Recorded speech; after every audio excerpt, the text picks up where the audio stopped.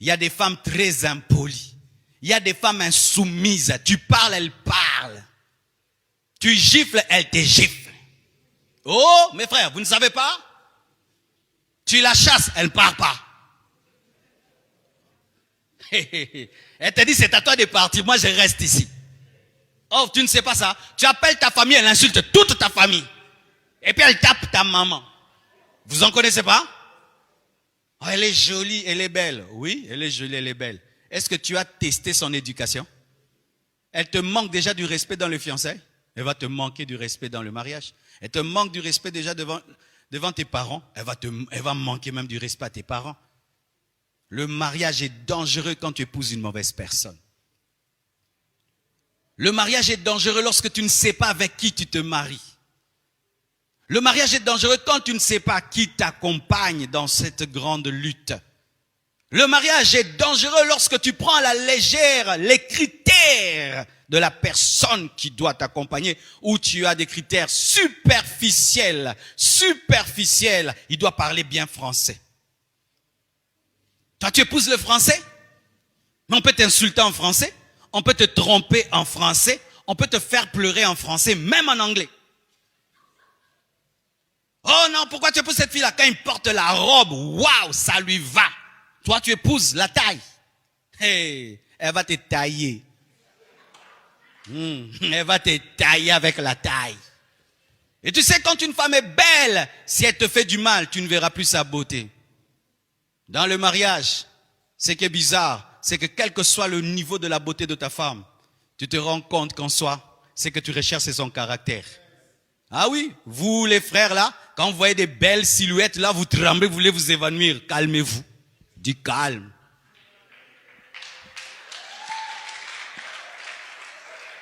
Calmez-vous, calmez-vous. Mettez même des glaçons, calme. Car si tu mets de côté le caractère, parce qu'elle est belle, tu souffriras. Adam a dit, voici l'os de mes os et puis la chair de ma chair. Il n'a pas dit la chair de ma chair et l'os de mes os. Pourquoi? L'intérieur vient avant l'extérieur. C'est l'os d'abord, ce qui ne se voit pas, qui vient avant ce qui se voit. Mais lorsque tu fondes ton choix sur ce qui se voit, pour annuler ce qui ne se voit pas, tu as épousé des muscles, mais tu n'as pas épousé un squelette. Alors que c'est le squelette qui permet aux muscles de tenir, c'est le caractère qui donne la valeur à la beauté. Lorsqu'il n'y a pas de muscles, même si la chair est belle, elle n'a pas de forme. C'est l'ossature, le squelette qui donne la forme, et c'est le caractère qui permet de considérer la beauté. Mais si toi tu ne considères que la beauté, tu ne regardes pas le caractère, tu pleureras dans ta langue maternelle. Écoutez ceci, mes frères et sœurs. Regardez Akab. Pourquoi Akab est mort? Parce qu'il avait fait un mauvais choix. Il a épousé qui? Jézabel. Jézabel a amené la mort d'Akab. Jézabel a amené la chute d'Akab. Regardez encore Salomon. Pourquoi Salomon a dévié? À cause des femmes qu'il avait épousées. C'est le mariage qui a détruit la vie de Salomon. C'est le mariage qui a détruit la vie d'Akab. Donc un mariage peut détruire ta vie. Un mariage peut détruire ton ministère, un mariage peut détruire ton commerce, il peut détruire tes études, il peut détruire tes rêves et tes visions. Tu peux épouser une femme qui ne fait que te décourager. Tu épouses un homme qui ne fait que te décourager. Tu peux épouser un homme qui détruit ton ministère. Combien de femmes dans cette nation, ayant eu une forte onction, un puissant appel aujourd'hui, ne savent plus servir Dieu à cause de leur époux? Ce n'est pas Satan qui a détruit leur vie, c'est un homme. C'est un homme. Alors vous devez savoir que l'homme à qui vous disiez oui, la femme à laquelle vous disiez oui, a la capacité d'être la porte de Dieu ou la porte de Satan dans vos vies. Vous devez le savoir. Ne pas le savoir, c'est être ignorant et prendre le mariage à la légère.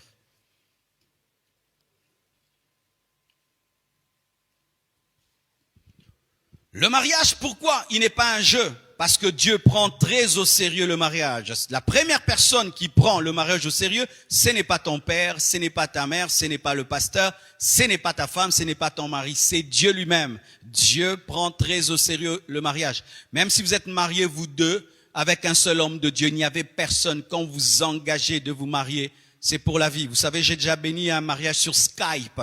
J'ai un fils que j'ai connu à Paris.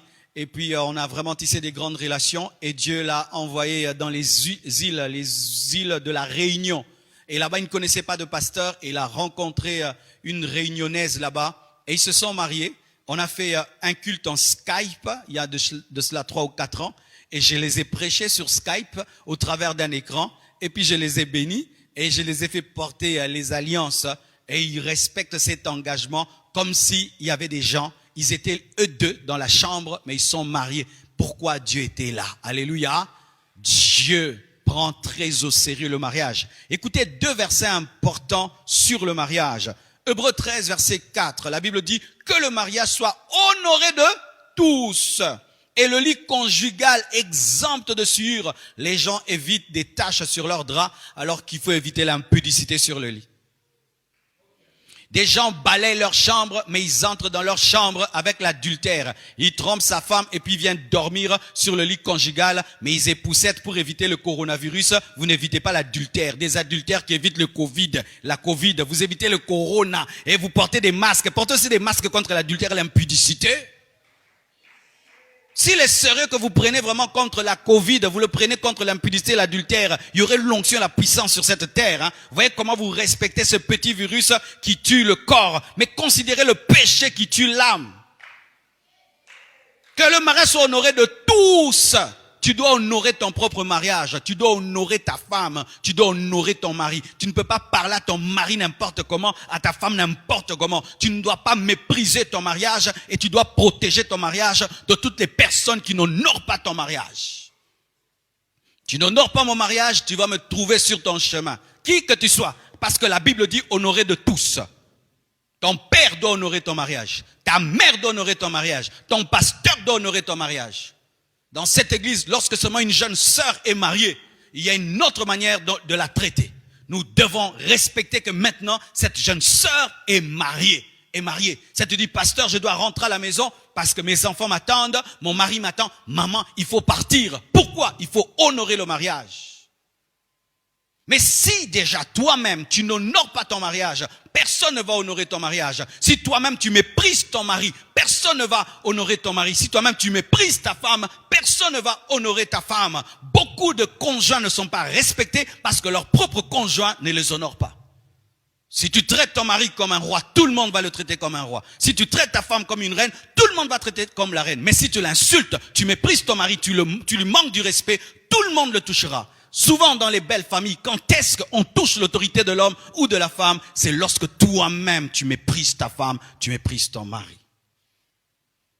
La Bible dit car Dieu jugera les impudiques et les adultères. Lorsque tu es adultère et impudique, Dieu te jugera. Même si ta femme t'a pas attrapé, même si ton mari t'a pas attrapé, tu seras jugé. Les adultères iront en enfer, les impudiques iront en enfer. Et en ce temps de la fin, il faut le dire. Mon frère, toi tu es champion quand tu trompes ta femme, tu es champion quand tu trompes ton mari. Personne ne t'attrape, tu es sans trace. Tu laisses toujours des traces devant Dieu.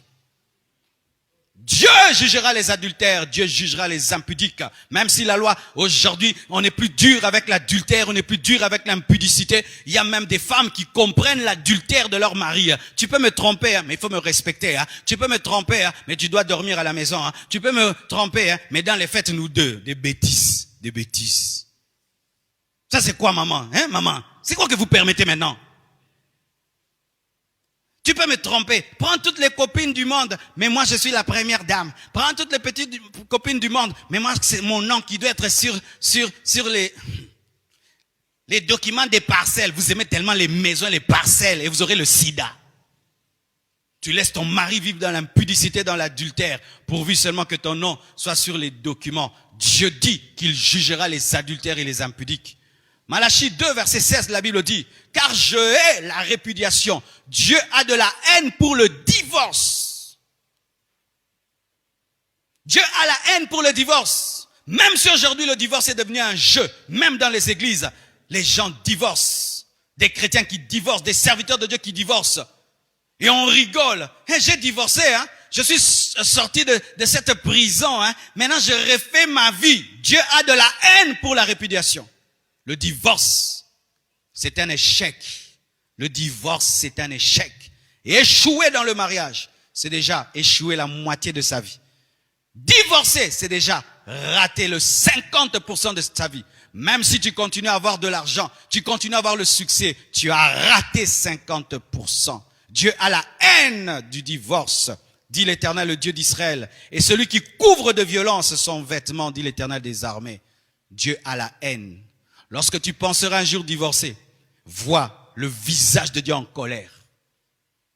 Lorsqu'un jour une pensée de divorce viendra en toi, vois Dieu. Il n'est pas dans la joie. Il n'est pas en train de te délivrer d'un mauvais mari, d'une mauvaise femme. Il est en colère. Pourquoi? Tu lui avais fait un vœu. Il t'avait pas obligé d'épouser cette femme. Il t'avait pas obligé d'épouser cet homme. C'est toi-même. C'est toi-même qui l'a amené. Et puis demain, Seigneur, je n'en veux plus. Dieu ne t'a pas obligé. Personne ne t'a amené ici, devant, lié, ligoté, enchaîné. Et qu'est-ce qui arrive? Vous vous engagez librement tout seul. Et lorsque vous voulez divorcer, les serviteurs de Dieu s'opposent à vous. Nous devenons vos ennemis. C'est toi qui nous as présenté cette femme. Et maintenant, nous nous opposons à ton divorce. Tu es en colère contre nous. Aujourd'hui, des divorcés qui culpabilisent les gens qui les ramènent sur le chemin, voulant même qu'on change la parole de Dieu.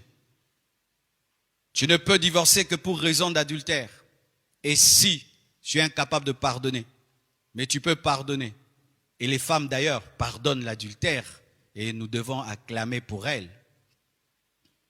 Tu ne peux divorcer que si ta vie est en danger. L'autre veut te tuer, pas en pensée. Il y a vraiment des preuves qui veut t'éliminer. Là, tu en sors pour sauver ta vie.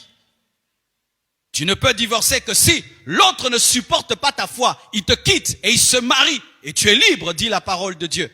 Mais dire que non, je ne le sens plus, depuis que je l'ai épousé, ma vie ne va plus bien, depuis que je l'ai épousé, tout est bloqué, son caractère, son comportement, ma famille ne l'aime pas, tout. Non, tu restes avec ta femme, tu restes avec ton mari.